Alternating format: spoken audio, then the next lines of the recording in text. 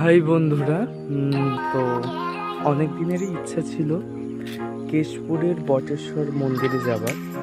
তো ফাইনালি আজ সেটা মানে সম্পূর্ণ হয়েছে আর কি। তো চলো আমিও যাব, তার সঙ্গে আপনাদেরও দেখাতে দেখাতে। ফাইনালি আমরা পৌঁছে গেছি গোলাপি চকে।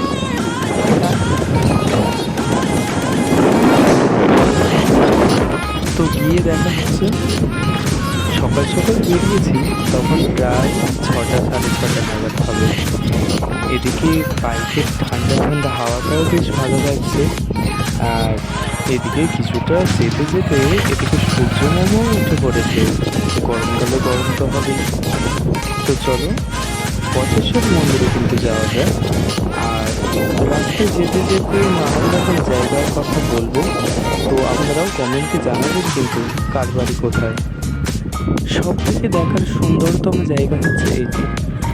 উপরে ব্রিজটি চলে যাচ্ছে রেল লাইন, আর নিচে থেকে যাচ্ছে সাধারণত গাড়ি।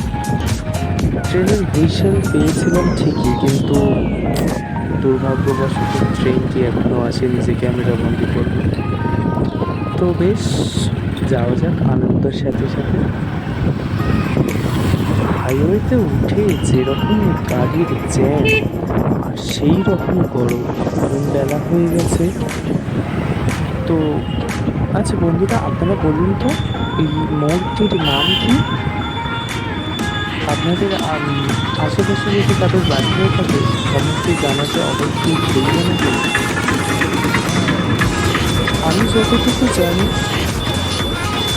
মোড়টার নাম জানি না, যদিও আমরা যে রোডটা ধরে চলছি আমাদের পিছনে যে রাস্তাটা চলে যাচ্ছে পিছন দিকে গেলে বাঁকুড়া ডিস্ট্রিক্ট পড়বে, আর সামনে চলে যাচ্ছে খড়গপুর। চলো এই গরম আর বাইকের ঠান্ডা ঠান্ডা হাওয়া যাওয়া যায়।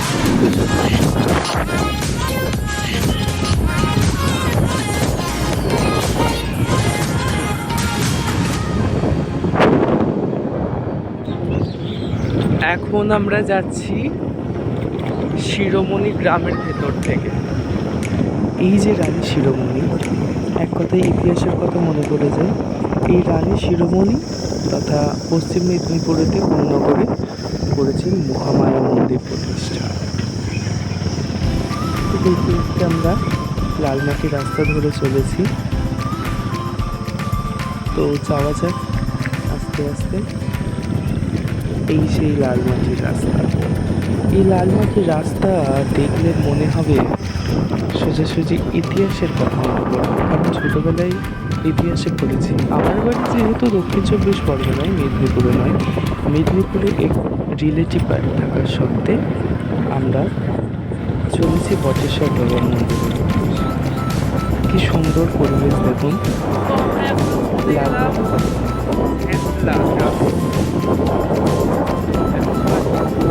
সবে যে 1 লাখে প্রবেশ করেছে, এখনো বটেশ্বর কিন্তু বহুত দূরে। তো যাওয়া যাক। এই চলে এলাম ফাইনালি বটেশ্বর মন্দিরে। ফাইনালি বাবা বটেশ্বর মন্দির প্রচণ্ড জাগ্রত। শোনা যায়, লোকমুখে শোনা যায় এটি বাবা বিশ্বকর্মার হাতে নির্মিত মন্দির।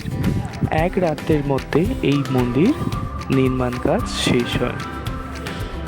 তো এই বটেশ্বর মন্দিরে যে যা মনস্কামনা করেন তার মনস্কামনা পূর্ণ হয়। দেখুন এই সেই বাবা বটেশ্বর, কত সুন্দর না? এই বাবা বটেশ্বরের অনেক কাহিনী রয়েছে। এই বাবা বটেশ্বর স্বয়ং পাতাল ফুঁড়ে উঠেছে। আর এই যে মন্দিরটা দেখছেন, এই মন্দিরটা কিন্তু ইট চুন দিয়ে তৈরি নয়, ইট সিমেন্ট দিয়েও তৈরি নয়। এটি কেবলমাত্র পাথরের ওপর পাথর রেখে এক রাত্রের মধ্যে এই মস্ত বড় মন্দিরটি তৈরি হয়েছে। আর এই মন্দিরের সমস্ত লোকমুখে শোনা যায় সবথেকে সুন্দর কাহিনী হলো, এই মন্দিরে বাৎসরিক পূজার দিন যখন ধ্বজা বাঁধা হয়, ঠিক সেই সময় মন্দিরের ঠিক ওপরে শঙ্কর চিলের দেখা যায়। সেই শঙ্কর চিল যখন বাবা বটেশ্বরের মন্দির প্রদক্ষিণ করে চলে যায়, তখনই এই মন্দিরে ধ্বজা বাঁধা হয়।